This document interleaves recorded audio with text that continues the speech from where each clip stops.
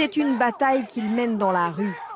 Ces employés de la restauration sont en grève pour la hausse du salaire minimum. Je suis payé 7,75 $, le salaire minimum. 7,75 $ brut de l'heure, l'équivalent de 6,40 €. C'est 30% en dessous du SMIC français. Et souvent aux États-Unis, avec ce salaire, il faut payer son assurance maladie.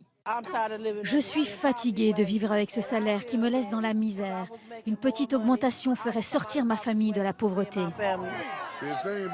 15 $, l'équivalent de 12,40 € de l'heure, le double du salaire minimum actuel. Voici ce que demandent ces employés de fast-food. Aujourd'hui, près de 3 millions d'Américains sont payés au minimum légal. Pourquoi, dans un pays en pleine croissance, les salaires n'augmentent-ils pas? Voici comment se joue la bataille des 15 $. C'est dans la restauration rapide que les salaires sont les plus bas et stagnent. Pour cet expert, cela s'explique par la guerre des prix. Je pense qu'il y a une guerre des prix terrible dans ce secteur et c'est très difficile de dire quelles augmentations de salaire les compagnies pourraient assumer en maintenant des prix aussi bas. Des prix cassés. Un menu avec 2 burgers peut être vendu ici 1 $, l'équivalent de 80 centimes d'euros. Et les économies sont constamment réalisées sur la main-d'œuvre. Si le salaire minimum doit augmenter, les compagnies vont économiser sur la main-d'œuvre et ils vont remplacer le travail humain par des machines en automatisant tout ce qu'ils peuvent. Déjà, ce ne sont plus toujours des employés qui prennent les commandes. Et aux États-Unis, le robot cuisinier est en test dans plusieurs restaurants. Si la bataille des hausses de salaire est perdue dans les fast-foods, elle semble en passe d'être gagnée dans les transports. Dans le Kentucky, une société de fret, 210 employés. L'entreprise n'avait pas augmenté ses salaires depuis des années. C'est vrai, on n'avait pas augmenté les salaires pendant longtemps. On était en retard sur nos concurrents, on a donc dû augmenter les rémunérations pour attirer et fidéliser les chauffeurs. Ici, c'est la pénurie de personnel qui pousse les salaires vers le haut.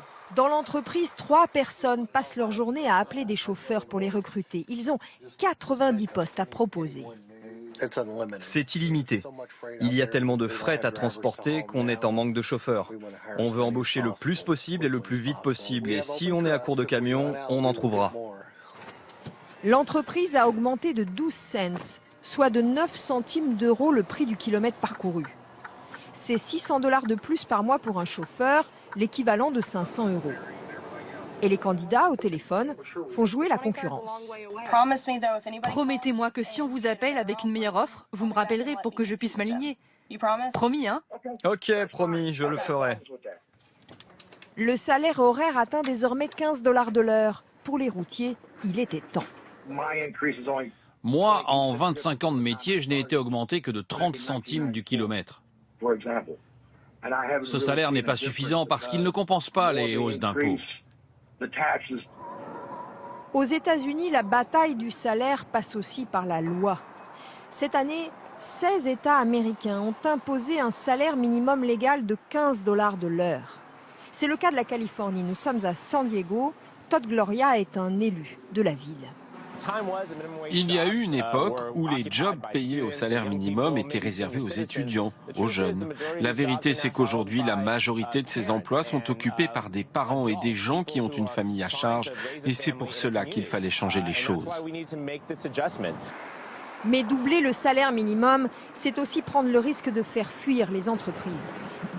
À San Diego, John Instead a mis ses locaux en vente. À l'intérieur, son centre d'appel est vide. Il y avait 64 employés dans ce bureau.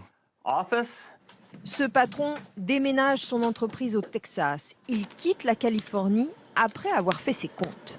7,75 $ de différence par heure. C'est 2 fois plus cher ici qu'au Texas. Ce n'est pas viable économiquement. Le travail est trop cher ici en Californie. Des entreprises qui délocalisent pour continuer à payer au salaire minimum. En Amérique, la bataille du salaire à 15 $ de l'heure est loin d'être gagnée.